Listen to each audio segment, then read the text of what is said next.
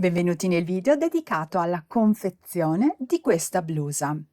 Il cartamodello io l'ho creato con TTCAD L3. Nella descrizione di questo video trovate anche il link per la creazione del cartamodello.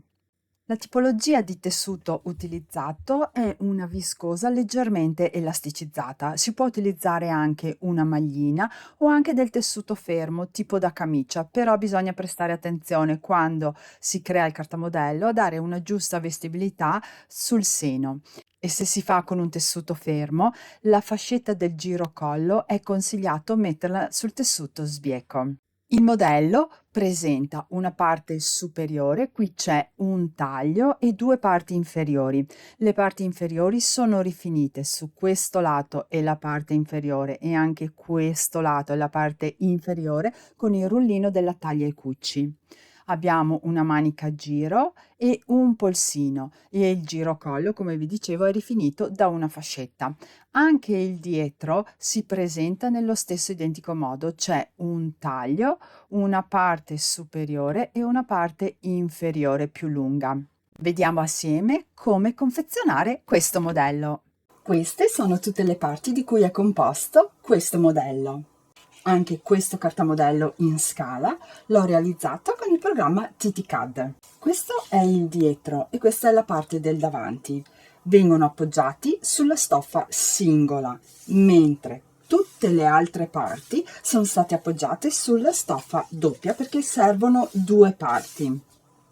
Abbiamo la manica, il polsino, la fascetta del collo che ho appoggiato sulla piega della stoffa e le due parti, questo è il volant e questa è l'altra parte inferiore del modello. Questo video ha lo scopo di aiutarvi nella confezione e più precisamente nella sequenza. Prendo il davanti. Vi consiglio di trasferire nel tessuto con ago e filo da imbastire doppio alcuni marcatori che trovate nel cartamodello e precisamente la lineetta che trovate sull'incavo sia a destra che a sinistra, che poi vi aiuterà ad applicare la manica.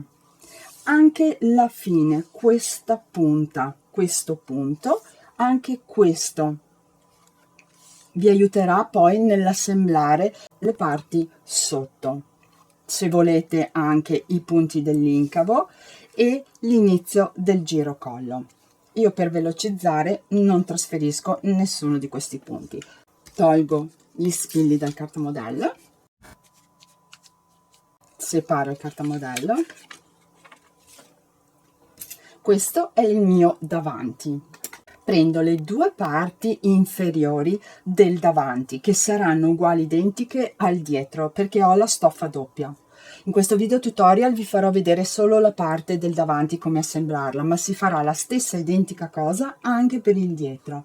Vi consiglio di trasferire con ago e filo questo angolo che poi vi aiuterà ad assemblarlo con la parte del davanti.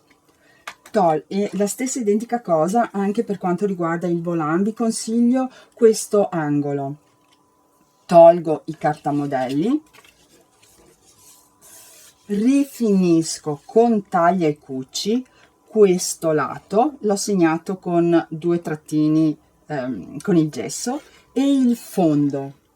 Per quanto riguarda questa parte devo rifinire con taglia e cucci, ho rifinito con il rullino della taglia e cucci questo lato e il fondo. Per velocizzare io non rifinisco con taglia e cucci. Questa è la rifinitura con la taglia e cucci dello strato sopra e questo è lo strato sotto il volant. Si intravede il rullino della taglia e cucci sulla parte laterale e la parte sotto, sia per quanto riguarda il davanti che il dietro. Prendo il davanti, prima questa parte metto dritto contro dritto. Qui l'importanza di aver segnato il punto di riferimento, perché la parte inferiore, questa parte, i margini devono coincidere perfettamente, però all'inizio non coincidono perché hanno due angoli e inclinazioni diverse questo lato rispetto a questo, quindi avendo il punto di riferimento sia sotto che la parte sopra, così il punto vi aiuta a posizionare le due parti correttamente. Le unite con degli spilli. Naturalmente a me adesso risulterà questa parte che non ho rifinito con taglia e cuci più lunga.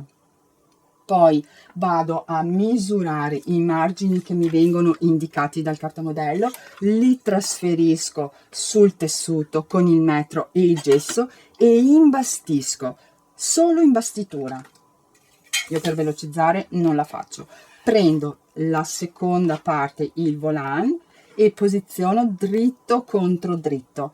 Anche qui l'importanza di aver trasferito questo angolo come l'angolo del davanti, questo, perché vi facilita il posizionamento iniziale delle due parti. Qui dovete fare attenzione che avete una linea dritta che è quella del davanti, la dovete adattare a una rotondità del volant. Fate attenzione a non tirare il volant, perché il tessuto, per come è stato costruito, è cedevole. Una cosa che vi aiuta anche è quella di, voi sapete quanti centimetri è il volant, la parte del volant e anche la parte sopra, e potete anche segnarvela direttamente anche sul cartamodello, così sapete esattamente dove dovete arrivare, sia con questa parte che con la parte del volant. Anche qui trasferisco sul tessuto i margini di cucitura con il metro e il gesso, eseguo una imbastitura, una cucitura a macchina e taglia e cuci. Vado a rifinire.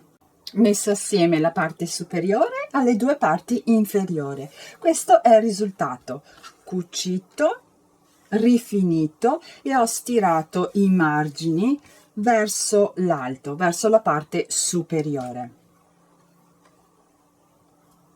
Il procedimento è lo stesso anche per quanto riguarda il dietro. Bisogna prima assemblarlo unendo le tre parti, dopodiché si mette dritto contro dritto e si unisce il fianco, l'altro fianco e la spalla. Anche per quanto riguarda il dietro, vi consiglio di trasferire alcuni marcatori che trovate, le due lineette sull'incavo che vi aiutano ad assemblare poi la manica, l'inizio, questo angolo e questo angolo in fondo. Se volete l'inizio e la fine della spalla, se l'avete fatta anche per quanto riguarda il davanti. Una cosa che dovete fare attenzione quando appoggiate il dietro dritto contro dritto, il fianco, dovete far coincidere le cuciture, questa cucitura e questa, sia del davanti che del dietro. Questa è la maglia originale, intendo queste cuciture. Vedete che coincidono sia di un fianco che l'altro fianco. Questa è la parte interna. La cucitura deve coincidere con la cucitura. Io inserisco uno spillo prima di effettuare la cucitura e lo lascio in modo che mi tenga bloccato le due cuciture. Quando avete messo assieme il davanti con il dietro, cucito e rifinito, si passa alla manica. Nella descrizione di questo video tutorial trovate come applicare la manica. Anche qui nella manica trovate dei marcatori. Molto importante è il marcatore che trovate sul colmo manica, e poi avete una lineetta e le due lineette che corrispondono all'incavo del davanti e all'incavo del dietro. Una volta applicata la manica c'è anche il polsino.